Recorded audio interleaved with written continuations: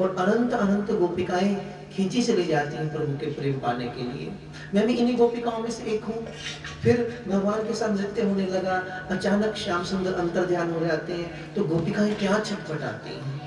वो भाव आपके मन में हो, आज एक दिन पाठ करेंगे, वही वही कल्पना करके, वही धारणा करके, फिर एक दिन होगा ऐसा भाव आपका दृढ़ होगा, आप वास्तव में अपने आप को पाएंगे कि आप यहाँ नहीं है, आप श्री धाम वृंदावन में हैं, यमुना के पुलिंग पर हैं। इसकी प्रत्यक्ष अनुभूति करेंगे आप।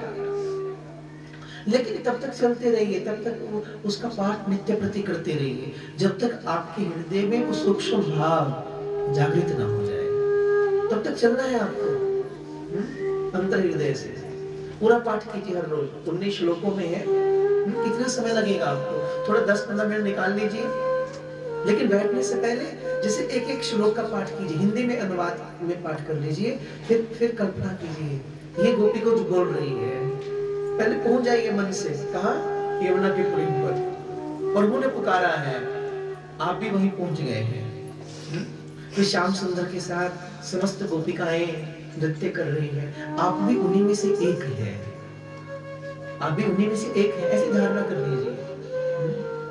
फिर जिस वक्त वो नृत्य चलता है तो गोपिकाओं के मन में एक सूक्ष्म अहम आ रहा है, क्या कि हम इनसे इतना प्रेम करते हैं, ये अनंत कोटि ब्रह्मांड नायक हमें भी हमारे पीछे पीछे चलते हैं। और अहम आने से भगवान अंतर ध्यान हो गए, तो फिर जो गोपिकाओं की दशा है वो दशा आपकी हो जाती है। उस विजय में आप डूब जाइए, कल्पना से धारणा की ओर जाइए।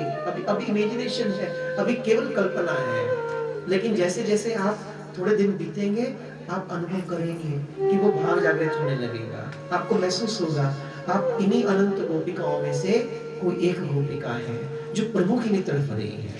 आज तक अनंत जन्मों में संसार के लिए रोए, संसार के लिए तड़पे, बिलखे, इसके लिए गाया, इसके लिए खुशियां मनाई।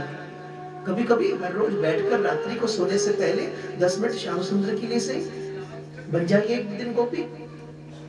और जिस दिन आपको ये गोपी भाव जागृत हो गया, ध्यान दीजिएगा, उसी पल वृंदावन बिहारी आपके सामने होंगे। वृंदावन बिहारी, लेकिन मैं यहीं तक कह सकता हूँ बस, इससे आगे आपका काम है, आप अनुभव कीजिए, क्योंकि उसके बाद क्या होता है उसे बताया नहीं जा सकता।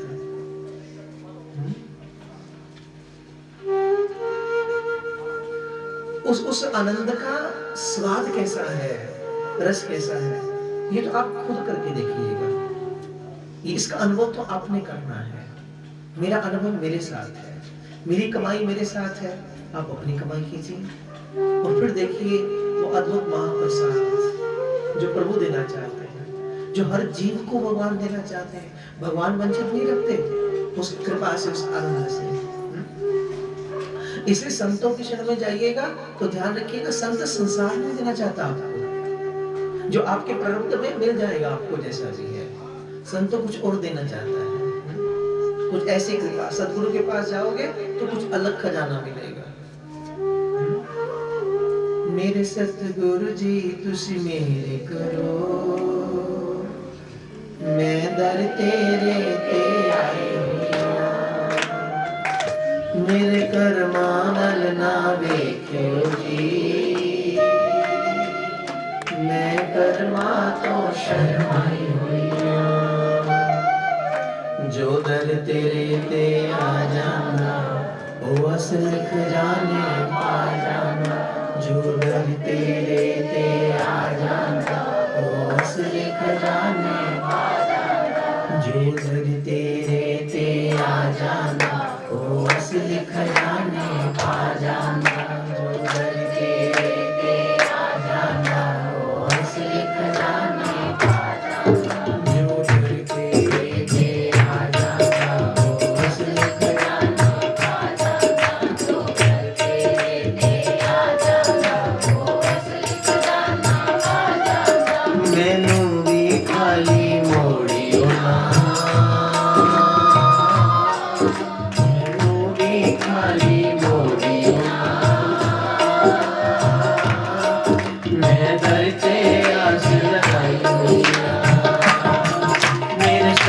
सतगुरु जी तुझ मेरे करो, मैं दर तेरे पे आई हुइयां। मेरे सतगुरु जी तुझ मेरे करो,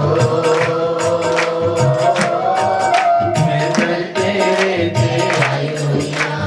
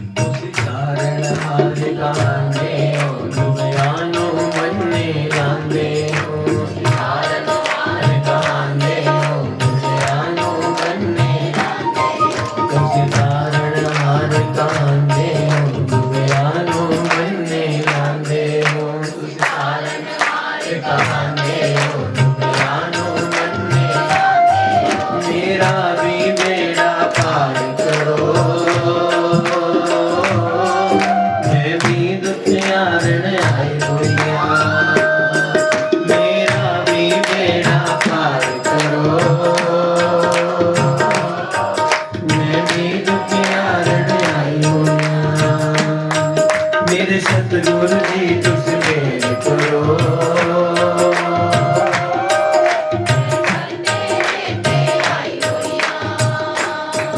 मेरे सतगुरु जी तुझ मेरे करो,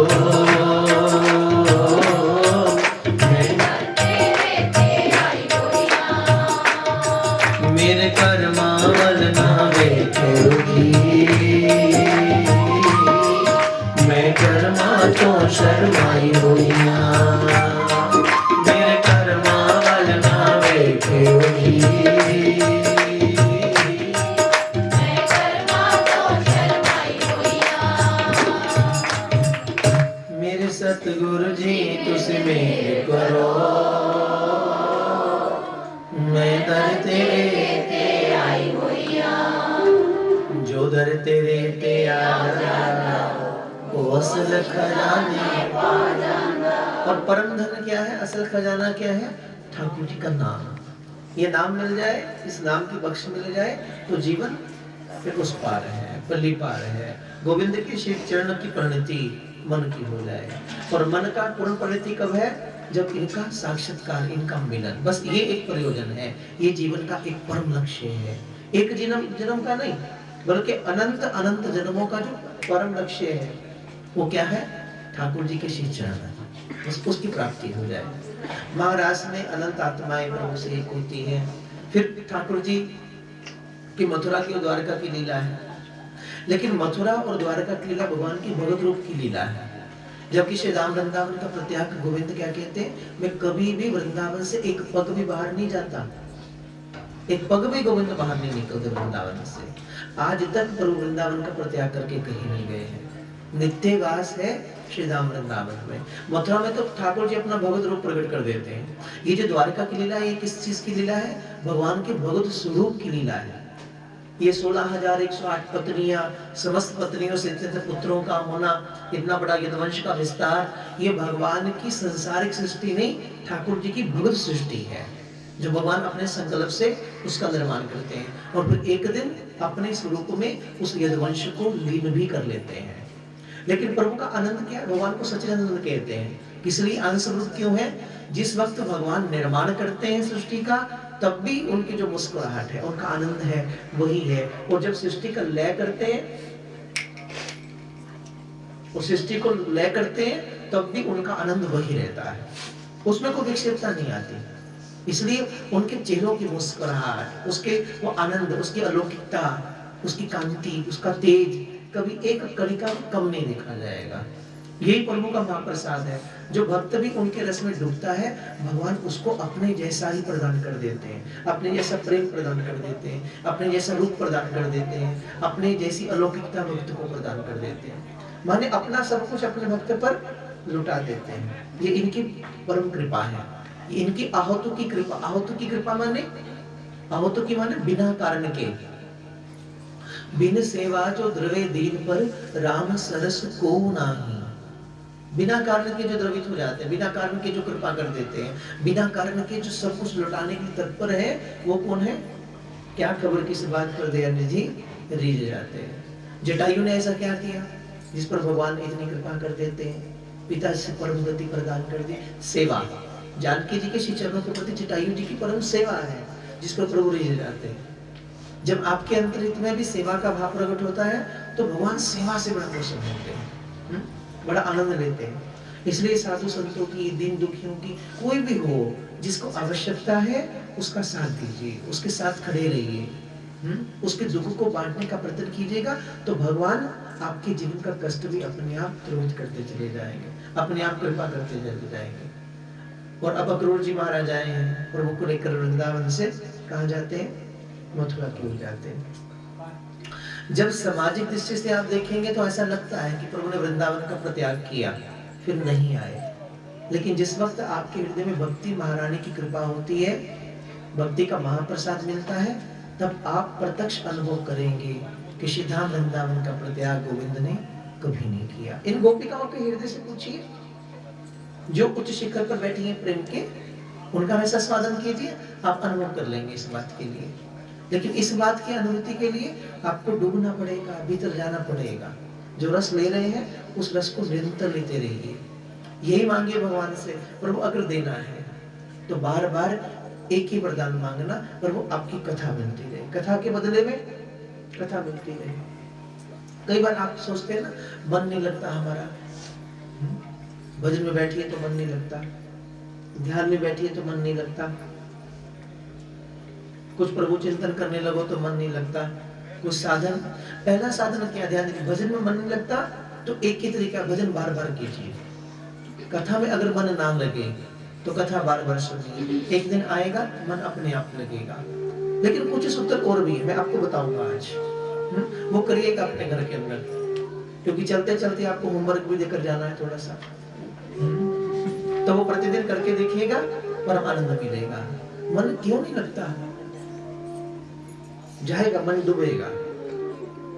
अगर बड़ी सूक्ष्मता से आप विचार करेंगे तो आप अनुमान कीजिए, इस संसार में मन किसी का भी नहीं लगता, भले कुछ संत महात्मा ही क्यों ना हो, उनका भी नहीं लगता।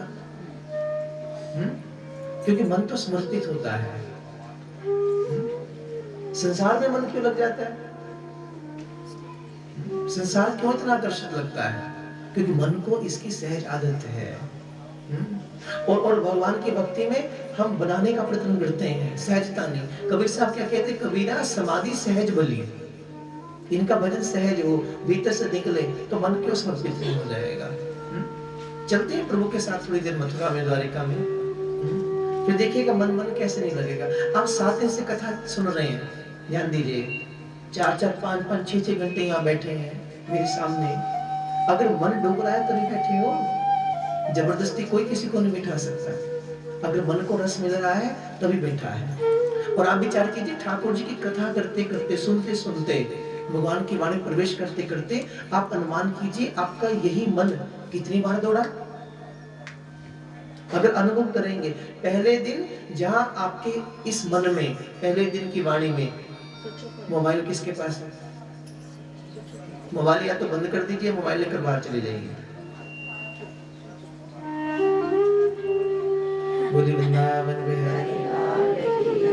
आप ध्यान दीजिए, पहले दिन जब आप कथा में बैठे आने से पहले, उन 4 घंटों में मन में हो सकता है सैकड़ों प्रश्न चल रहे हैं, मन में हजारों विचार चल रहे हैं। लेकिन जैसे जैसे आप कथा में उतरते चले गए, आप कथा की वाणी में प्रवेश करते चले गए, कथा की गहराई में उतरते चले गए, वैसे वैसे आप महसूस कीजिए प्रतिदिन के बाद वो विचार कम होते चले गए। आप बोलिए नहीं, यहाँ बैठकर वो विचार कम होते चले गए, प्रश्न कम होते चले गए। और एक अवस्था ऐसी आती है जहाँ एक भी विचार आपके मन में नहीं आता। क्यों? क्योंकि मन को इतना रस मिल गया, उसको संसार के जाने की फुर्सत ही नहीं रही। वो डूब गया इनके चरणों में, वो डूब गया गोविंद की वाणी में। इसलिए सबसे सहज याद रखिए, योग में भी वो बल नहीं है, साधना में वो बल नहीं है, ध्यान में वो बल नहीं है, जो मन को उनके चरणों में अर्पित करने का वो परम बल भगवान की वाणी में है, भगवान की लीला में है। नारद जी वेद व्यास को क्या उत्तर देते हैं?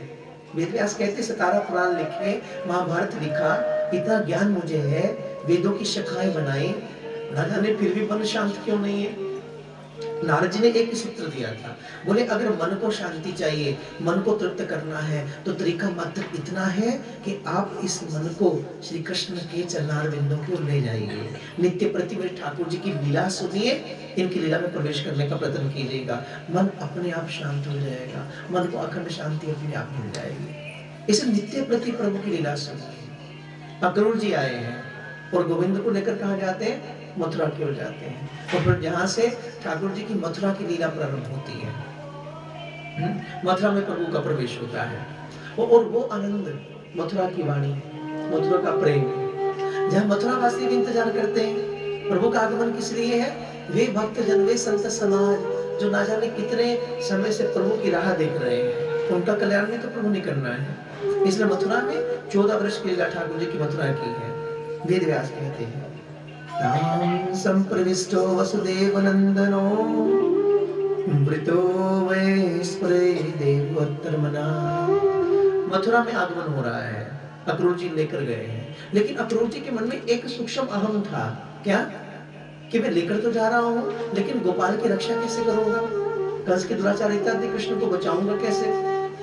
भगवान समझ गए, अक्रूर काका के मन में भी अहम है मेरी रक्षा करने का। और वो लीला दिखा देते हैं अपनी। चलते चलते रास्ते में यमुना जी का तट आया है, कुलीन आया है। अक्रूर आज्ञा मांगते, प्रभु मैं थोड़ा यमुना महारानी की साधना और स्नान कर रहा हूँ। चलते चलते मथुरा से पहले प्रवेश करते हैं, और जैसे यमुना के जल में प्रवेश किया,